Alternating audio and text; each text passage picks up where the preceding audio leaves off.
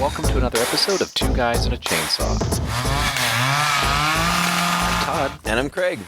Today's film, the 1981 horror suspense movie Dead and Buried. At least they call it suspenseful horror on IMDb. So we're going to go with that. I guess that's a whole genre. Okay. Maybe we should just do a month of suspenseful horror movies instead of, the normal not suspenseful horror movies. Whatever. I picked this movie. It's been in my queue for a while. I was really excited that we could do it this week. And after I started watching it from the very first scene, I said, oh my gosh, I've seen this before. And I had, but I did not remember how it went down. So did I watch this with you by chance, Craig? I don't think so, but I had seen it before too. I know that I had seen it at some point.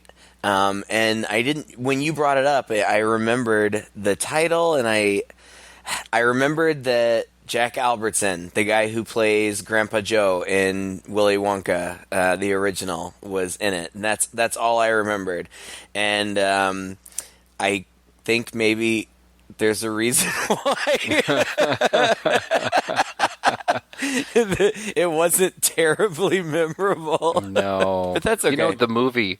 The movie, I would say, plays out like an extremely long episode of Twilight Zone. Yeah. That's kind of how it feels. It feels like the whole movie could have been like 30 minutes long. Yeah. Actually, I also got shades of The Wicker Man from this movie, although I think The Wicker Man is way better. I've never seen it. There was something about it, yeah. I think it was the pacing. I think it was the deliberate pacing of it. I think it was the impending dread that kind of covered the whole movie. I think almost from the very beginning, the whole movie just felt icky. I know what you mean. It's just kind of like dread and dreary, and maybe a lot of that has to do. The setting is in Maine, and there's a lot of fog. Yeah, it has a psychological effect as well. I think just so many actually scenes were so foggy you could hardly see what was going on sometimes.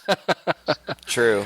But this movie starts out with a guy who's a photographer who goes onto the beach of a small Maine town called Potter's Bluff. And he's met by a beautiful woman who starts basically coming on to him. And as he starts taking pictures of her, a bunch of people from the town basically converge on him and pretty brutally murder him. That's what starts out the movie, and this is going to be repeated throughout the film. Basically, the gist is that the townspeople in this movie are murdering strangers who come into town. And we kind of don't know why, and we're not sure why they're not being caught yet. At least the sheriff in town, who I guess is a new sheriff, right? I guess. I didn't really get that. Yeah. It's kind of weird. Like, it seemed like he and his wife were pretty established there, but yeah, I don't know. Like, it just kind of, as much as they tried to make this guy seem like some big time, really cool law enforcement agent, it didn't really seem like he had his thumb on the pulse of the town. No. like they talk about like, oh yeah, he's this big fancy college graduate and all these big cities are trying to get him because he's the best detective ever. Well, it sure takes him a while to piece this one together, doesn't it? Yeah, and especially since really a lot of what's going on is going on in his own house. Yeah. And, like, by the end of the movie, you're like, really? Like, you didn't even have any idea of what was going on. I don't know. The movie, the opening scene is cool because, it establishes the feel of the movie. It's this coastal town. It's supposed to be in Maine. They shot it in California, and they did a really good job of making it not look like California. Yeah. Like, it seems very drab and dreary. And I read that they really, in some places, had to go out of their way to make that work. Like, they had to build tents and set up these big screens to shade out the blaring sun and make it look a little bit more dreary and more like Maine. And they really did a good job of it. I would have thought that they had filmed this in New England had I not read that they filmed it in California. But and then the opening scene is odd. This this guy, we have no idea who he is, except, he's taking pictures with this big fancy camera, and we see a lot through the lens. And then he meets this really hot girl who just like pops up. It could have gone in a million different ways. Like, she could have been a mermaid or a siren, or like, you have no idea who she is. The way that she deals with this guy who she's just met, like, she's incredibly flirtatious from the get-go, and then it's not more than a minute and a half since they've met that her tits come out. Do you want me, Freddie?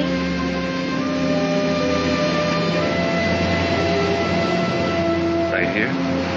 And so then he starts approaching her, and then all of a sudden there are all of these people around. Suddenly. Yeah, suddenly. And not only are there all these people around suddenly, but they've all got cameras, and they're all like taking pictures of him, and then they tie him up to this stake, like with this fish netting, and they pour gasoline on his face and set him on fire. Like, what? It's what brutal. What is happening? Yeah. It's brutal, and I'd have to say that about all the kills in this movie. Is they're all pretty brutal, almost unnecessarily brutal, let's put it that way. It feels like, to be honest, I feel like maybe the intent was to produce a movie that's going to be shocking and satisfy the gorehounds a little bit, because the camera really lingers on these deaths a lot, and the special effects were done by Stan Winston. Stan Winston, who normally does creature effects or prosthetics and stuff, ended up doing most of the gore and makeup in this movie, which was interesting. Sometimes it was convincing. I thought it was pretty good. I mean, Stan Winston is, just, you don't get much more highly regarded than he is in terms of effects. And so when I saw his name popped up, I wrote it down because I had no idea, or I had forgotten that he was involved with it. And anytime I see his name, I'm excited. Like, oh, it's going to be really good because Stan Winston did it. Mm-hmm. But it is very different from his typical fare. It is more just kind of slasher gore as opposed to creature effects. But the stuff that he did, I mean, it looks really good. And there's one kill scene that they shot in post that they were unable to get him back for, and it looks crappier. Is that the one I'm thinking of? Is that the acid? The doctor. Oh, yeah, the okay. doctor. Yeah. Poor guy. He had his name attached to that horrible, horrible thing. That was the one I was thinking about when I said things didn't look good. Because you're right. Everything else was all right. Everything else was. He didn't do that one. Everything else he did, and it looks pretty good, and it is pretty brutal. But it's funny because it almost seems like this movie. I don't want to say it wasn't sure what it wanted to be. I think that it knew what it wanted to be, but it's just kind of a weird mix, because it's really more. It reminded me a lot of, and pardon me, Todd, if I pronounce this incorrectly, but a giallo film, like the ones that we've watched, like Deep Red, or it felt like that. It was more about like mystery and suspense and trying to figure out what was going on, and a lot of red herrings and. It was more about the suspense and the mystery, and the gore seemed kind of thrown in, not as an afterthought, but just as, I don't know, it was a little bit, it was kind of an odd combination. I agree with you. And I guess it was an interesting juxtaposition, maybe purposefully that way, that you've got this really suspenseful movie with this detective story, essentially, is what it is for quite a while, that then has all this, what you don't normally get in this kind of movie, which is this brutal gore and these brutal killings just kind of up close and personal. So you're right. I think that adds to it. And it's funny that, you mentioned giallo film, and like I had said earlier, this reminded me a lot of The Wicker Man for many of the same reasons. The Wicker Man, it pretty much follows a constable or detective from out of town who comes in and tries to figure out what's going on in this town. He is very much an outsider, and it also kind of is very dreary and slow-paced and has this just creeping sense of doom over the whole proceedings as it goes along. And I felt like even though this guy, like we said, is supposed to be from this town, and he's the sheriff, he very much feels like an outsider to everything that's going on. It's like he knows all these people. Which was weird. Yeah, it was weird. Yeah, and ultimately I think that that's the problem that I had with the movie, because I don't want to spoil things right from the beginning, but it just seemed like the antagonist of the movie could have dealt with this police officer much earlier and just taken care of him. Like why was this one guy allowed to have all these suspicions? I mean, okay, so we follow this sheriff. His name is Dan, and that one guy gets killed, and then we see that we know that it's a setup, but that it's set up so that it looks like he was in a car accident and got burned up in the car accident. But even Sheriff Dan is suspicious about that from the get-go and doesn't feel like it makes any sense, and he wonders if it's a murder and that it has just been staged. And then there are subsequently more murders that are clearly not staged and that clearly are murders. Ultimately, what's going on, it's not as though it's entirely obvious, even though by halfway through the movie I felt like it was entirely obvious what was going on.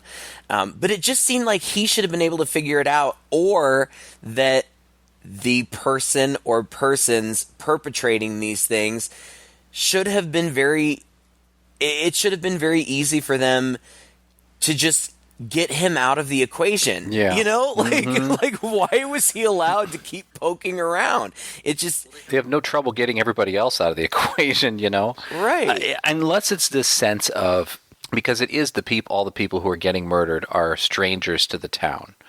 So if that is the goal, if that is kind of the modus operandi, then over time it's got to be just the strangers who are being killed, and maybe they just let their own be for a while. It doesn't make sense. I suppose. But, well, it doesn't make... Right. And the thing is, we know from the get-go that virtually everybody in town is in on this. Yeah, we do. We know that from the very, very beginning. And, you know, there's cool stuff in this movie. Like, there's a young Robert Englund in it. That's awesome. I love Robert Englund. The coroner is played, as I mentioned before, by Jack Albertson, who is this cool guy. Like, I absolutely love the original Willy Wonka and the Chocolate Factory. I grew up on it. I love it. And Grandpa Joe in that movie is just such a cool character. And Jack Albertson was just this veteran. You know, like, he started out in vaudeville and did burlesque, and then, you know, in his older age continued making films, and like, he's just such a cool guy. And he plays Dobbs, this kind of creepy coroner. I say creepy, but it's not even really all that creepy. He's just kind of like eccentric. Right, eccentric, and just kind of like no bullshit. Like, he has a nice little monologue when Danny goes to visit him. Yeah. Look at this. Look at the work I've done. This is an art, and I am the artist. What can you remember about a sealed box, a sealed casket? That is obscene. That is the death of memory. The cosmetologist gives birth.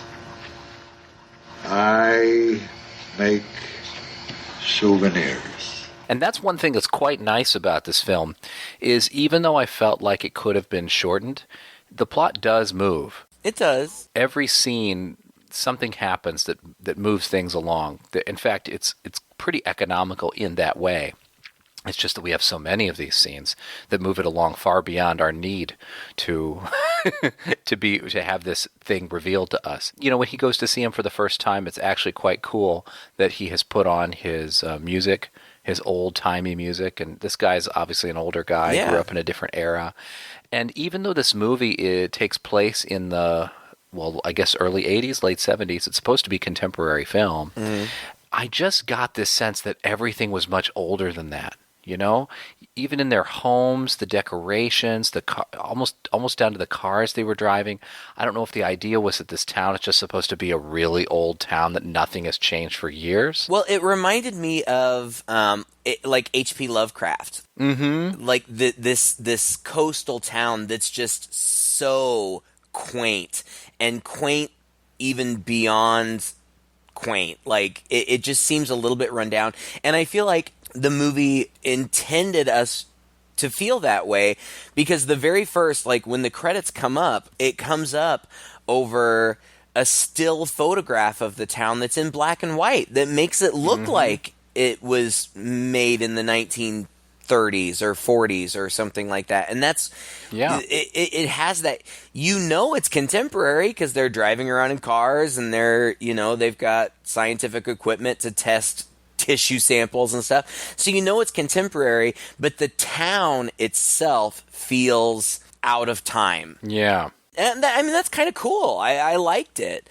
You're right. That monologue that Dobbs gives, he is so passionate about.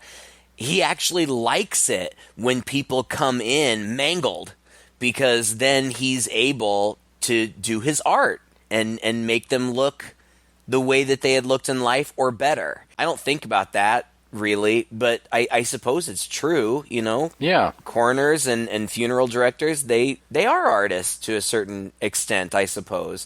They have to make a dead body look somewhat lifelike and, please the mourners and those of us who are left behind.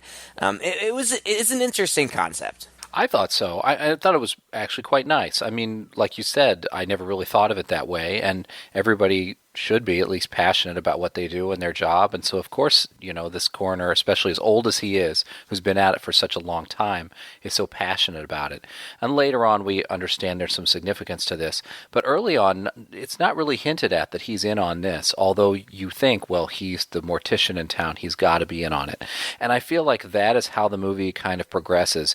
It's really unsettling and it's really off-putting because, like you said, we've seen from the very beginning that pretty much everyone on in the town is doing these killings. I mean, we see their faces. Yeah. We see mobs of them doing this. The second guy who dies is a guy on the dock, and he's drunk and he's stumbling around, and he gets pinned up against a wall and strangled and stabbed a bunch of times with different things.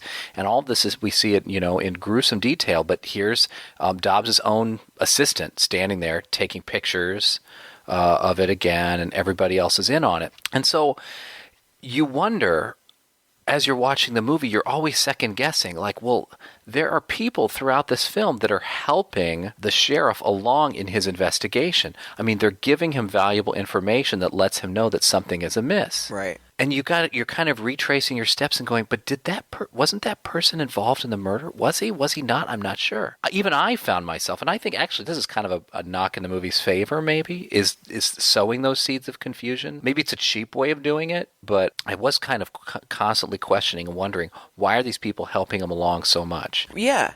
Well, and that leads really to what my favorite part of the movie was. I mean, because we see these people, and like you said, we see their faces. Like, one of the lady that lit the first guy on fire is the waitress at the diner. And, we see her and people interact with her, and she just seems totally normal. Like, nothing is going on. And same thing at one point, we see that Robert Englund, who is just another one of the townspeople, like, we see him. We see their faces clear as day. So we know that they are part of it, but then in everyday life, they are just acting like nothing. They're not acting suspiciously really at all in everyday life. Yeah. Until then, they're attacking more people later on down the line. But my favorite part of the movie is that Dan's wife is implicated really, really early on. And, like, people keep saying things to him, like, if something weird is going on, well, you should ask your wife. You should ask your wife. And all these really suspicious things keep happening with his wife. Like, at one point, he finds a book about witchcraft in her drawer, and a ceremonial dagger. And anytime anything like that happens, she's just like, oh, like, she just has some casual excuse for it. What the hell are you doing with these? It's for my class. I'm going to give a lecture in witchcraft. Witchcraft? And why in God's name would you want to teach him that? Kids love creepy things. Keeps them from being bored in my class. So you pick witchcraft? I just thought of it. I don't know why I'm defending myself to you. You're grilling me like a prime suspect. And when Dan reads in the book, it talks about reanimating dead corpses.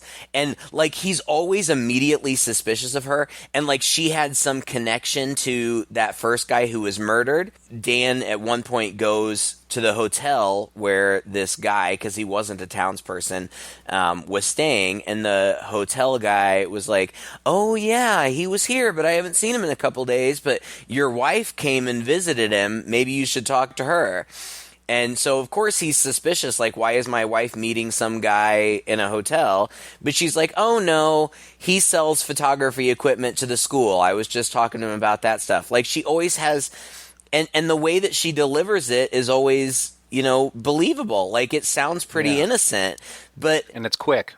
Yeah, but things just keep piling up on her to the point where I'm like, she's in. Yeah, like what is wrong with you? Like she has to be in on it. Mm-hmm. But that actress, whoever she is, I don't know. I didn't write her down. I looked her up. She didn't do a lot. She did some movies and she did some soap operas in her later she did years. Flash Gordon. Yeah. One of my favorites from childhood. That's what I remember her from. But she does a good job of just, you know, it feels very natural, and it feels like a very natural thing between a husband and a wife, just like, oh no, silly, you know, like I've got an explanation for that. And so on the one hand, while as a viewer, it seems like, oh my God, you're an idiot. Like, how could she not be connected to this with all of this evidence? At the same time, I'm thinking, you know, if she were my wife and she had these explanations for things, I would just be inclined to believe her. You know, like yeah, it's true. But so I don't know. I mean, I think there's a denial aspect. That's very real. That's the last thing you want to suspect. So you're going to hang on to any thread that you can that proves it wrong, however tenuous that thread may be. And I thought that was pretty believable in that respect, even though, like you say, he's not a very good detective to be able to not kind of piece all this together when it's happening right under his nose, at least so quickly. Now, he is piecing it together, but it's happening awfully slowly, and it's like every tiny little piece of the puzzle has to fall into place before he finally figures out what's going on, whereas we, the viewer, got it, like you said, like halfway through the movie. We didn't know all the details. We didn't know why. We didn't know motivation. But at least, you know, we kind of knew, okay, what's basically happening is all of these corpses are being reanimated. Right. And they're populating the town. And one of the shocking moments of this movie is when a family comes into town and their car breaks down and they go into the diner and they're looking for help. The woman at the diner says, oh, so-and-so will go pump some gas for you, George or something Freddie, like that. yeah. Freddie. And Freddie turns around, and we see that Freddie is the photographer from the beginning of the movie. But he's acting, you know, just like the guy who pumps gas at the gas station, and he's not disfigured at all. And it's like, whoa, what in the world is going on here? Again, we figure out, for some reason, people who are being killed in these horribly disfigured, maiming ways are being reanimated. Then they look fine, and they're just populating the town here, which... Then if you have watched enough of these movies, I guess, you know, you make that other leap thinking, okay, well, maybe most of the people in town here are reanimated corpses, right? And that's kind of, I don't know, that's kind of where I was about 45 minutes into the movie. Yes. I think that the movie shows its hand too early. I think that we figure out what's going on a little bit too early. And then, like, they do some things to try to throw you off. Like... Okay, folks, fine. When it comes down to it, it's the coroner. It's Dobbs. He's the one behind it. And I feel like about 45 minutes into it, you figure that out, but then they try to throw in scenes that make you begin to question. Like the coroner will go to the sheriff and be like, "Oh, a body's been stolen from the morgue. Yeah.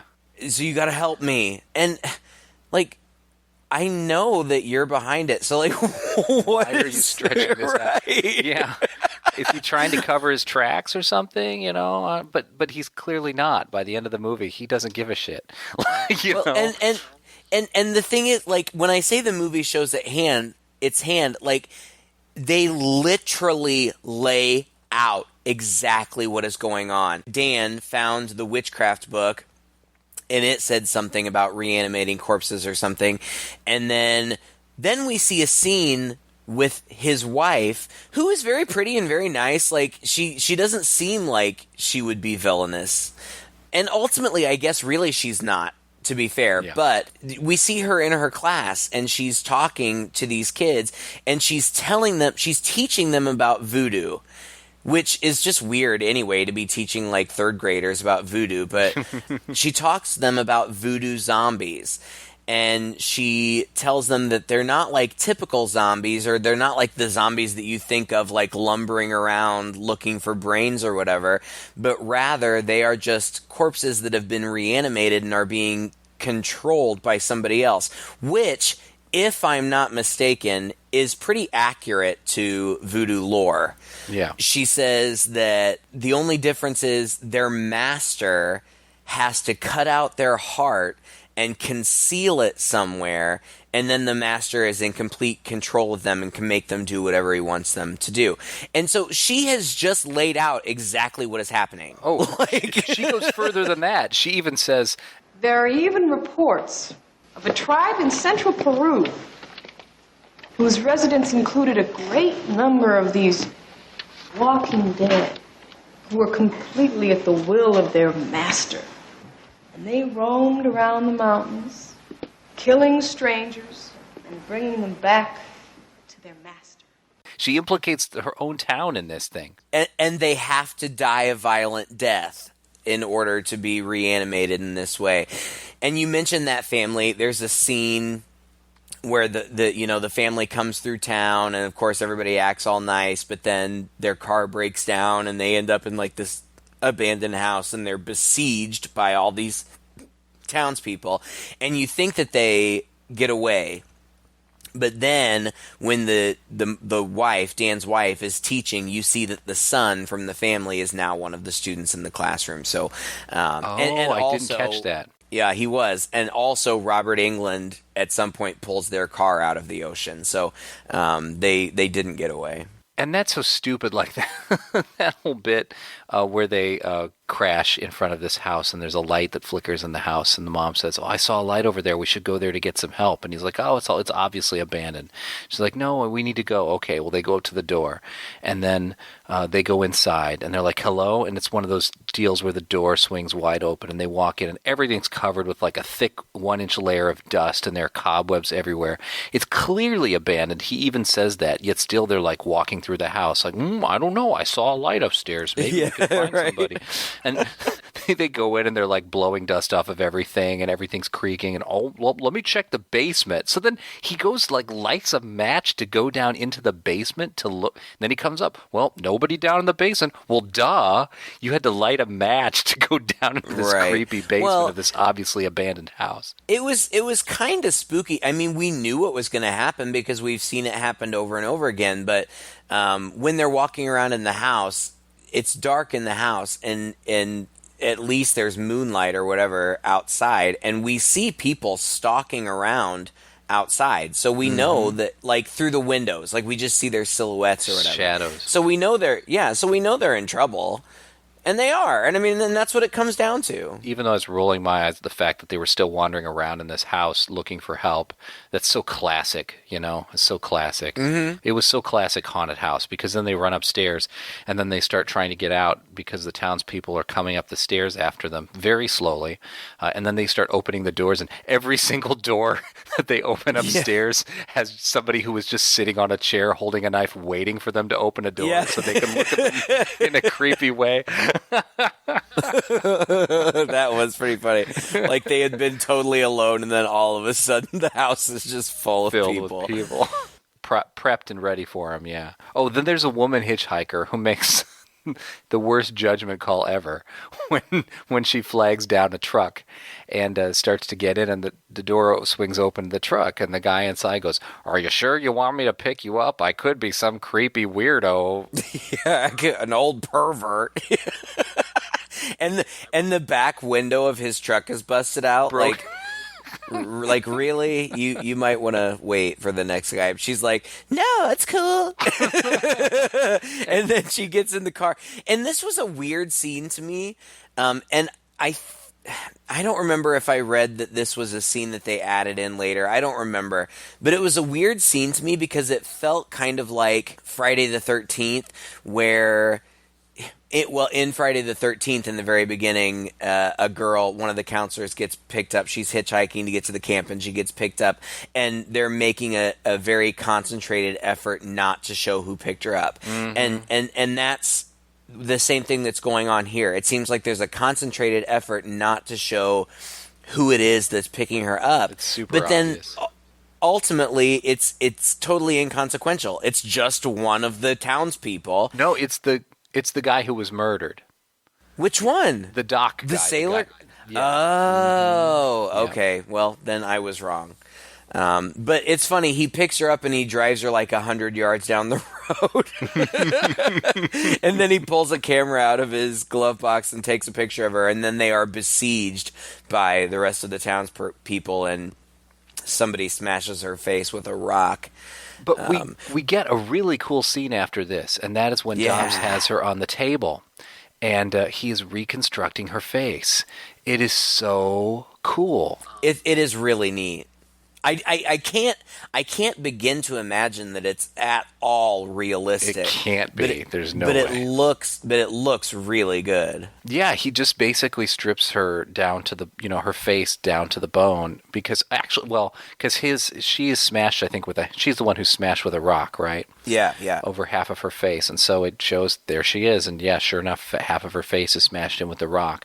But then he's like, "I will make you beautiful again," and it's almost like time lapse, essentially. Yeah. Where he strips her down to bone and then slowly builds her face back up to where it was before.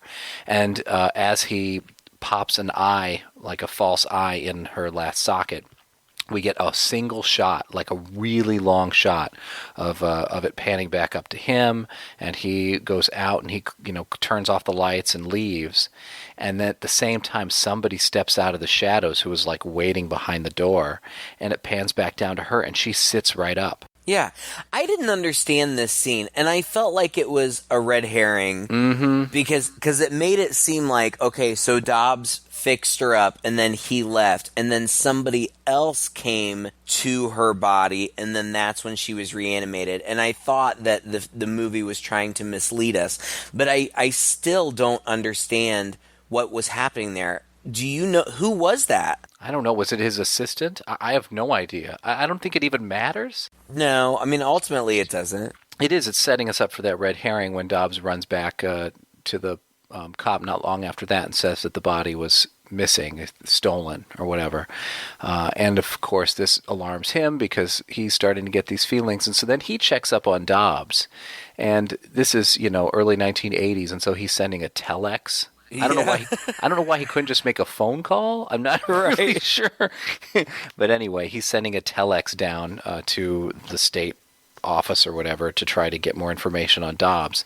And what comes back, and this is what's confusing to me too, what comes back on Dobbs eventually is that Dobbs was like disbarred. He was caught doing inappropriate things with corpses, it's not really said what, and was stripped of his New Jersey license or whatever and sent away. And that Dobbs and that was like in 1970 something. Right. And so Dobbs has only been in this town for like maybe 5 or 6 years. He's only been the coroner to this town. He's a new guy. He moved in there. And to me, that just throws off sort of everything about the movie. It throws, I don't know, it just kind of makes a huge plot hole for me. And we'll talk about it as we get to the end here, which I guess we're coming to right now, aren't we? Pretty much. There's this business where the sheriff, Dan's wife, had given him some film. And again, it's just so weird. It's almost like throughout the movie, he's being intentionally given these leads, and he's just not picking up on them. His wife is doing all of this suspicious stuff, but every time she has an explanation, he's like, okay. At one point, she gives him some film, and he's like, and she says, go have this developed for me.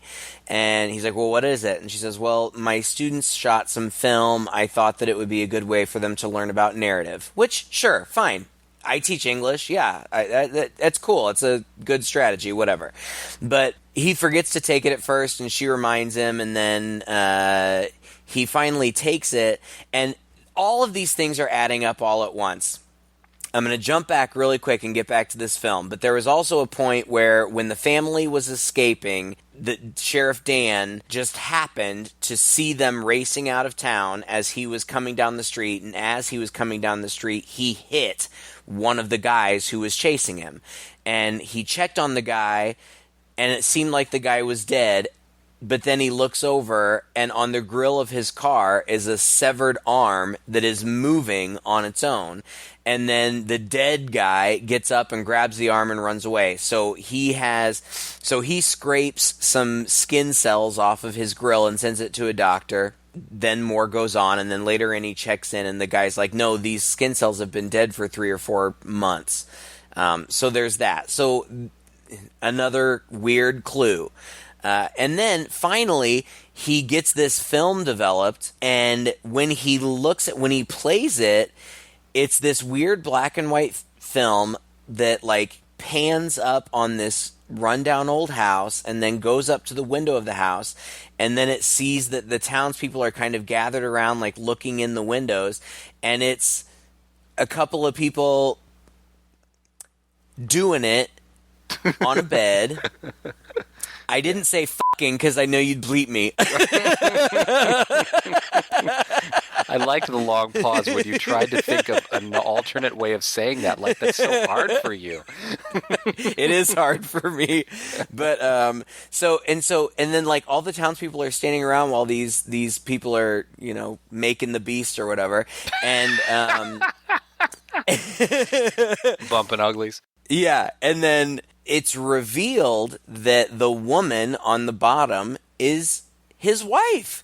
Mm-hmm. And he freaks out, and not only is his wife making love to somebody else, but then she pulls out that big ceremonial dagger and starts stabbing this person. And he's like, no. I mean, I feel like there's even a little bit more that goes on, but at this point, he's suspicious of Dobbs, and he's gotten this, intel from the state or whatever about Dobbs, and so he goes to confront him at the coroner's office, which I guess basically leads to the climax, I guess. Yeah, the climax of the movie.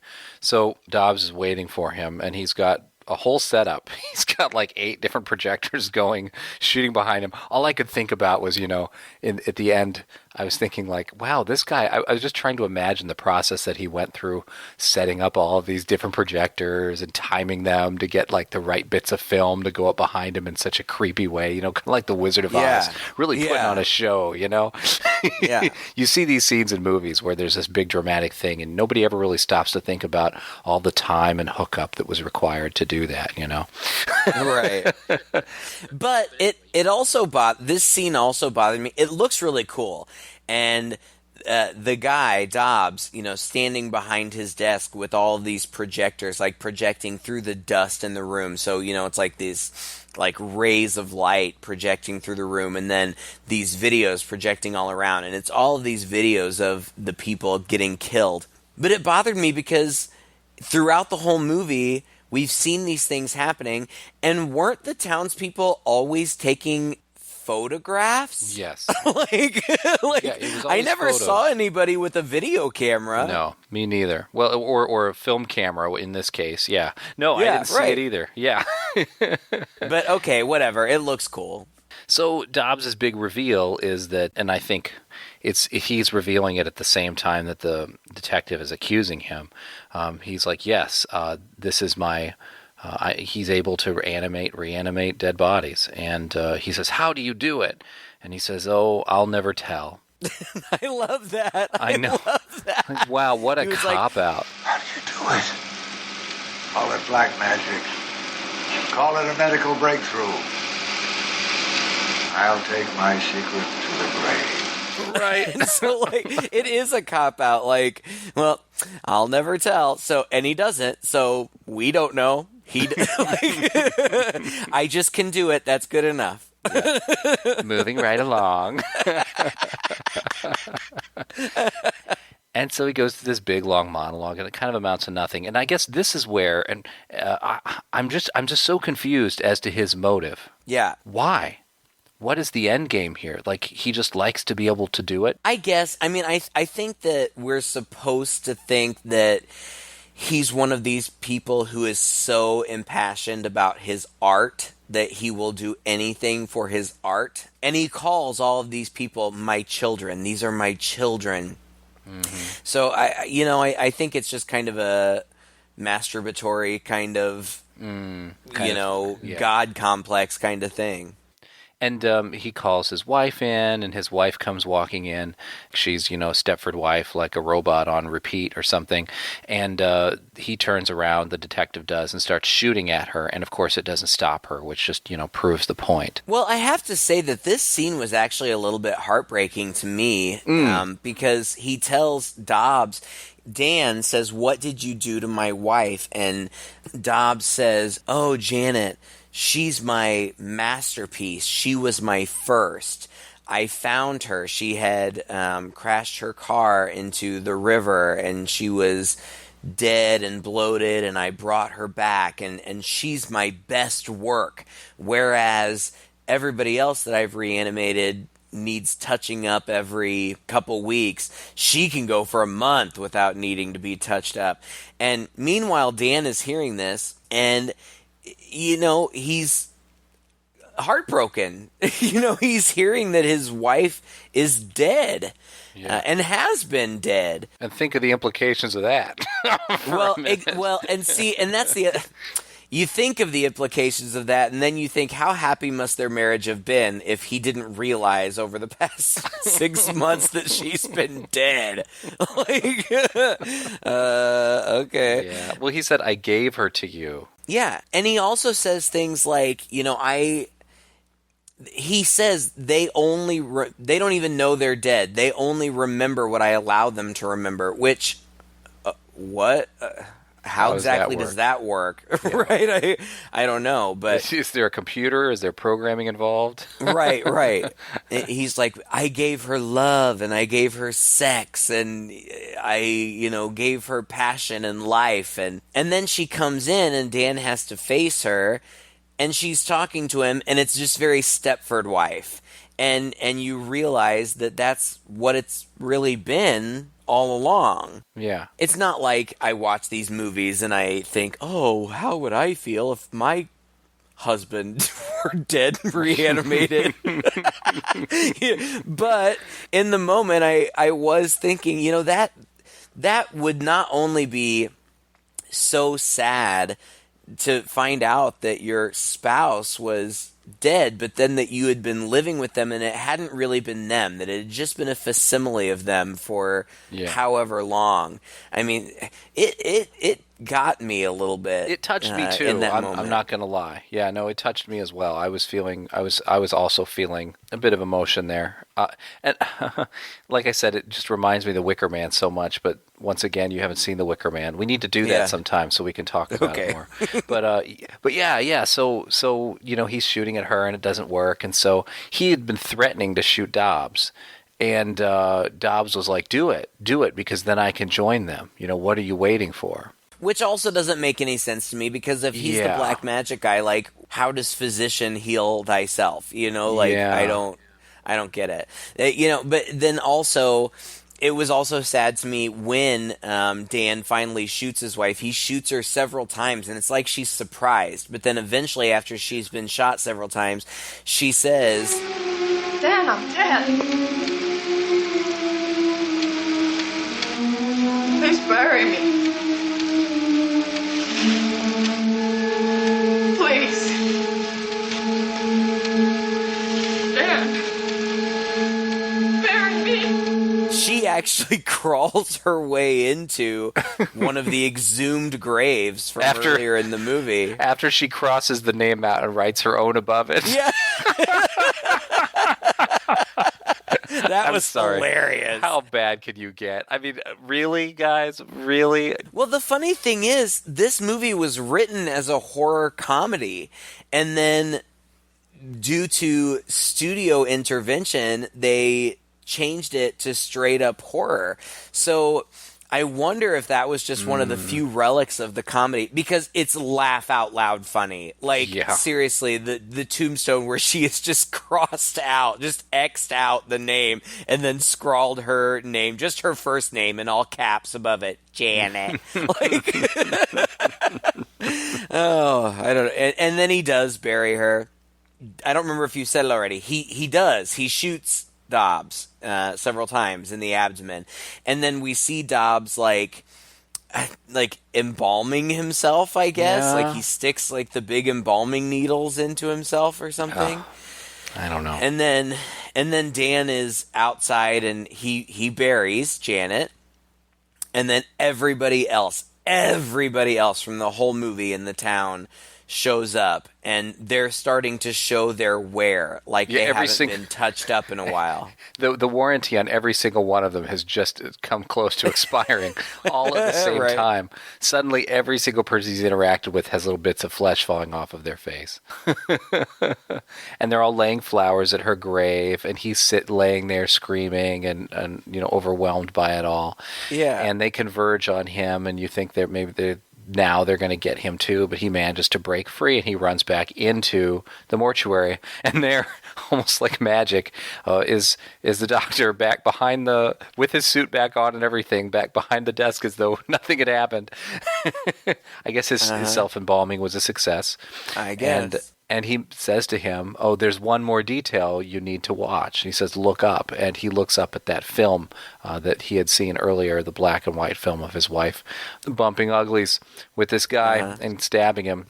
And I guess he had just turned away too soon every other time he'd seen this video, which is another silly part. It turns out that the person she was having sex with flops over onto his back, and it's him. Yeah. And then his warranty runs out. He raises his hands to his face, and tries to like claw out his eyes or something. And when he brings his hands in front of him, his hands are kind of broken and twisted and bent. Freeze frame, bring to credits. Yeah. Well, and Dobbs says, "Come over here, I'll fix that for you." Yeah. And like, I don't know. I mean, it's kind of a cool ending, but at the same time, it just doesn't make any sense. Like, was this all just like an amusement for Dobbs? Like, if he controls what his reanimated corpses do and think and remember, why wouldn't he have just programmed the sheriff to not be suspicious? Yeah. Like what was this whole mystery? Like, what was the purpose of this mystery from the get-go? Like, did he just need something to entertain him for a while, or did he go off the rails a little bit? Maybe Danny, something snapped in his brain, in his reprogrammed brain, and he got a little deprogrammed or something. I mean, I guess that's possible, but then again, why go through all of this rigmarole to bring him back in? Why not just take him out like the townspeople are taking out everybody else? That's what I was thinking through the whole movie. Like, if he's suspicious, the whole town's in on it, just kill him. Like, I was thinking that through the whole movie. Like, I don't get why they're not just killing him. It doesn't make any sense to me. Yeah. And then you find out, well, he's already dead, and he's already a part of it. Okay. I mean, I don't know. It's interesting and it's different, I guess, in terms of, that I'm not a huge fan of zombie movies, period, but it doesn't really play like a zombie movie, though. No, it's not really. Exactly. It's different. And I know, we've talked about it before, that the voodoo lore of zombies is very different than our American take on them. They're not just rambling, brain-eating monsters. They are literally somebody who's just being controlled by somebody else. And I actually think that is far more interesting than just you get bit and then you're like a rabid dog. So, that's cool, whatever. And it was original, and, I really liked seeing Jack Albertson in it. This was his last feature film that was released in the theaters that he actually acted in. He voiced a character in The Fox and the Hound. after this, and he did a couple of made-for-TV things, but apparently he was riddled with cancer during the whole filming of this movie, and he was not well at all. And he made it to the premiere, but he was on an oxygen tank and in a wheelchair, and he died just a couple of months after. Wow. And, I have such admiration for him just because he is such an iconic part of my childhood. It was cool to see him in a very different role, and he does a good job. And I would say overall, the movie's well acted. It's not as though I thought it was terrible. I just ultimately, I just thought it was just okay. Yeah, I think I'm going to give the movie a lot of credit. I mean, I thought the cinematography was fantastic. There were so many great shots in here, so many clever, creative shots, interesting things with points of view. More than once, these long going-on shots that almost called attention to themselves. They were so clever. The atmosphere and the mood that the movie created was really imposing from the get-go. Yeah. And I'll say that until the end, until it's all finished, there's a nice, even dispersion of red herrings and things that keep you guessing as to what's going on. It's not until the end of the movie that it all kind of falls apart for you. You go, oh, so it was exactly what I thought it was, right? And what it is pretty darn ridiculous and has all these holes in it.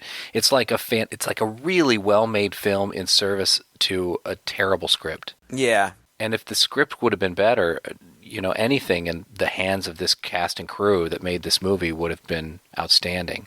So it as a piece of art, it works, but as a plot, that final piece of it, that plot just isn't there. It doesn't work, and it's just ends up seeming silly by the end of it, and it's such a shame. Yeah, the fact that it was conceived as a horror comedy.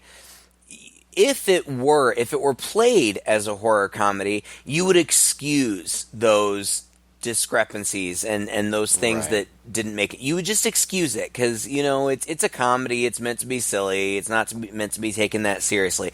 But by removing that comedic element, then I feel like, oh, well, I am taking it seriously. And so therefore, these plot holes bother me. Yeah. But, whatever. It is what it is. The brutality of it keeps it from being too much of a comedy. Mm-hmm. I mean, the death scenes are not... I don't see how they could be reshaped or recut or anything else was filmed to make them any funnier than they ended up being, and I can imagine how dark that would be. There wasn't as much gore included when it was intended to be a comedy. The studio insisted that they shoot additional scenes to make it gorier, like the drunk sailor getting killed on the dock, not in the original script. It was an afterthought that they put in later. And they restructured things, like the hitchhiker scene was supposed to take place before the family scene, which it didn't in the end. And I read that if you have an eagle eye and you're watching, that hitchhiker is in the murderous mob who stalks the family before she's even introduced and killed.